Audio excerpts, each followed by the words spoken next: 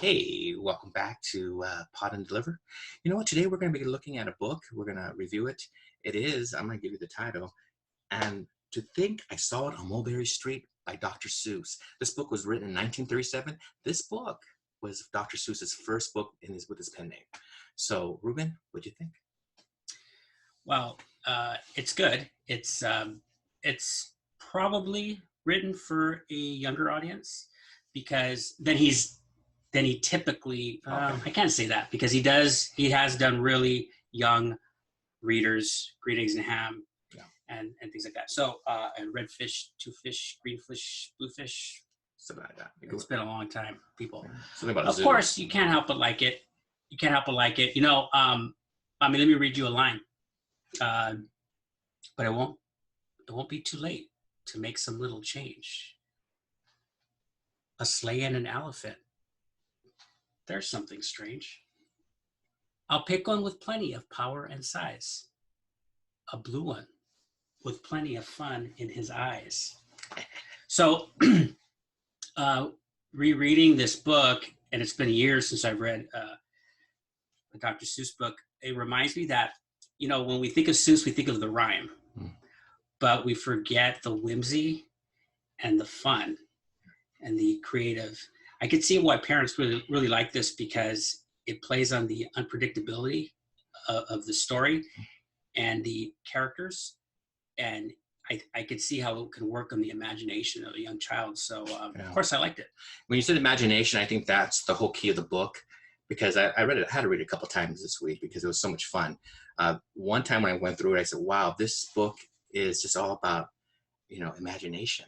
And Dr. Seuss says, I'm going to introduce myself to the world by talking about imagination. And this young man went to Mulberry Street and he saw something different than maybe his father would see. And as a teacher, it makes me feel like, hey, you know what? I need to encourage my students in the area of, just imagination, make believe. And sometimes kids share some whoppers, but you know what? I think sometimes they want the attention, just like this young man did with his father. He wanted his father to understand where he's coming from, just to even know what his day was about. But I thought that, and also what I want to throw out is the beautiful colors that were. I looked at the artwork. I said, you shared about the whimsical words that his wordplay is, and you see it starting with this first book. But the art pieces, the animals that he draws. The horse is not a typical horse. It's not a typical horse.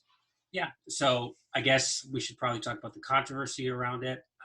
It's weird that it's weird. It's strange to read it in context of this because I've taught of mice and men. I've taught much more problematic books than this. I've put books on the shelf even that I don't teach that I'm sometimes a bit uncomfortable with. I was taught by other teachers that no book is problematic if the kid enjoys it. Okay.